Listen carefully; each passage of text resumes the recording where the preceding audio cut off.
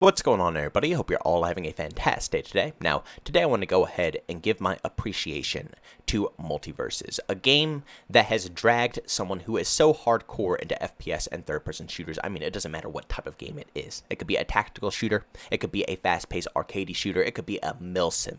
I choose shooting games over any other genre, whether it's racing, fighting games, whatever they are. I choose shooting games first over everything. And some magical way, the developers of this game were able to drag me, out of all people, out of my, my comfort zone and go back into the fighting genre. And keep in mind, the last time that I've played any type of fighting games was back with Super Smash Bros. And I don't remember the last one that I played. It was on the Nintendo Wii, and I believe one was on the GameCube. I can't remember if it was the GameCube or Nintendo 64. It might have been Nintendo 64, but I don't exactly remember. Go down in the comment section and let me know what platform Super Smash Bros. Was released on. But like I said, that was the last time that I went ahead and actually, mained a fighting game. After that point, I truly got extremely obsessed into the FPS genre. Now, thanks to the homie Ricky, about a few days ago, I got a little early access into this game before it launched for everybody with a specific code that he gave to me, and also everybody who stopped into my live stream to get drops and everything like that. I really appreciate you guys. If anybody wants to check out my live streams, I do it every single day over on Twitch. The link to that is in the description. And also don't forget, if you're brand new to the channel and you enjoy what you're hearing today and you enjoy daily commentaries, subscribe to this channel and hit the bell notification button. But thanks to Ricky, I was able to go ahead and give my first initial impressions on this game on the YouTube channel, of course, by getting early access to this title. Now, like I said, that's my first impressions. I only had about a few hours of game time into this overall experience when I went ahead and made that video. Now, with this current video, I have been playing every single day non-stop. I'm talking about maybe 4 to 5 plus hours every single session, absolutely absorbing everything this game has to offer. And I think I am totally ready to go ahead and give my final opinion on if this product is worth picking up, if it's worth your time, and also how it came out on its official launch. If it's living up to everybody's expectations, is the player count okay? And also at the same time, how are the servers holding up, and is crossplay going to work functionally with your friends? Now, to go ahead and start off, I think this image is extremely crucial to show you guys within the beginning of this video because it shows how popular this game truly is. And keep in mind, this is a fighting game. For me personally, to see numbers like this on a game that revolves around fighting is extremely, when I say extremely, I mean extremely rare, okay? Players right now, 153,185 individuals. This video is being recorded on the 27th of this month, which is what, July? Yep, July 27th at 5 p.m. Eastern time. So there's 153,000 people on right now. And keep in mind, the day that I recorded this video is not the day that it released officially for everybody. I believe on the first day that this game released, it peaked at 100,000 people. Still, that is a stupid amount of people who are hopping on to play a fighting game strictly through the Steam charts. I want you guys to understand that these numbers that are on your screen right now are from Steam, nowhere else. These are not the PlayStation numbers. These are not the Xbox numbers. These are PC Steam charts.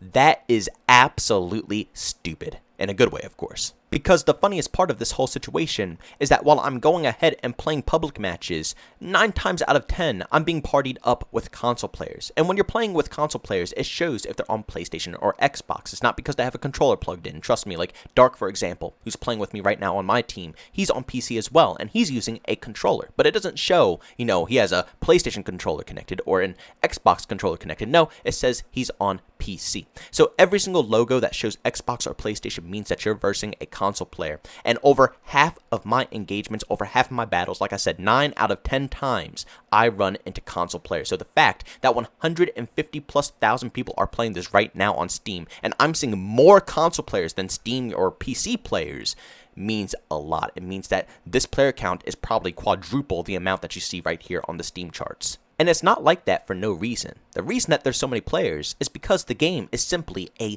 blast. And also, it's beyond it being free to play. For anybody who doesn't know, this game is free to play on all platforms. It doesn't cost you 1 penny to get into this title. But it's more than the game just being free to play. Even if it was free to play, it wouldn't see this many numbers if it wasn't genuinely fun. Like I said, out of my personal experience, I have put in a stupid amount of hours in just a few days of playtime, and I am absolutely obsessed, and I have no clue when I'm going to stop playing this game, because I still have an urge to hop off, stop making this video right now and get right back on this game and play it some more. That is how addicting it truly is. Like I said, it really does remind me of the old classic days of Super Smash Bros. But obviously, they took that formula, they put it on all platforms, so not only Nintendo players can play this style of gameplay, now everybody can play this game. It's free to play, and on top of that, it is so much variety, it is insane. Now, I am a little salty that they're going to be cycling the free characters every 2 weeks now. So every 2 weeks, they're going to change the unlocked characters, make them locked, and, add new characters that are going to be unlocked for you guys to give a shot. It's kind of aggravating because throughout the whole early phase of this game, I grinded out specific characters that I really enjoyed, and I was planning on saving up my gold to purchase the new characters that are coming into the game. And then the game comes out, and all the characters that I was grinding for are locked now, which means instead of purchasing the new characters, I have to purchase the characters that I enjoy now.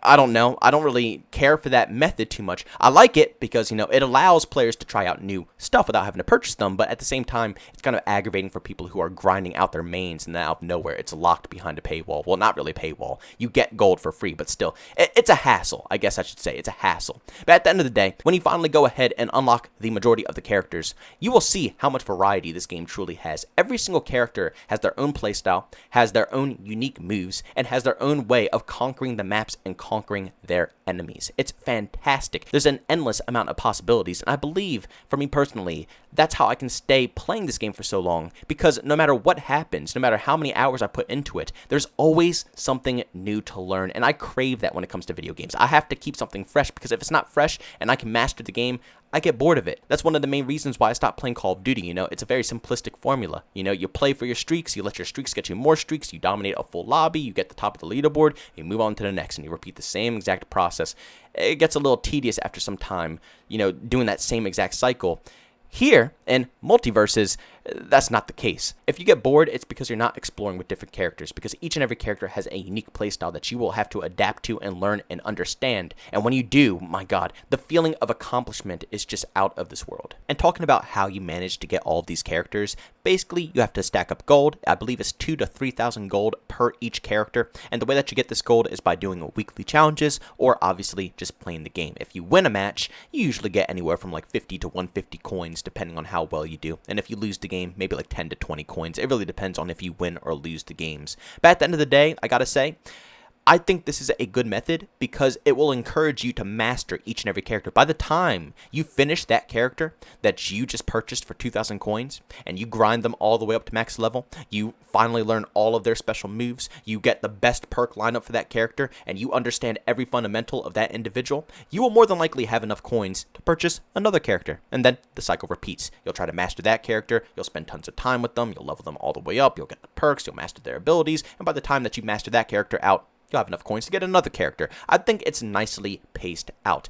The only concern is obviously the cosmetics. I mean, they're selling $20+ skins in the store as usual. I mean, it's disgusting. In my personal opinion, if they lowered the price to like $5 to $8, I would buy so much. I mean, they could probably get hundreds of dollars out of my pockets if they have cheaper skins. But because they're priced so highly, it's just less attractive, I look at this $20 Batman skin that changes the color from gray to yellow or something like that. Very, very, very subtle changes. And I think to myself, that could feed me and the fam, That $20 bill could feed my family.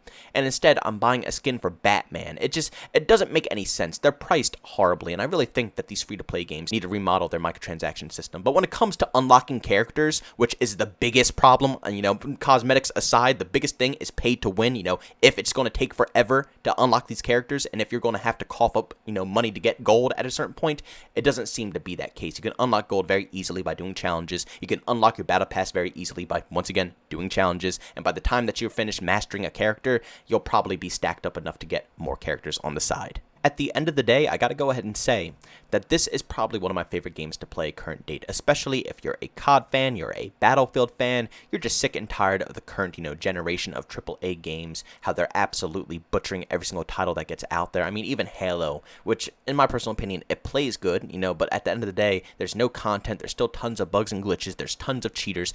Every single game has a problem. And here I am, playing a fighting game after all of these years later, and I'm having more fun than any other game game that I've played in the past like 5, maybe even I would go as far as saying like 7 to 8 plus years. This has to be the most fun I have had.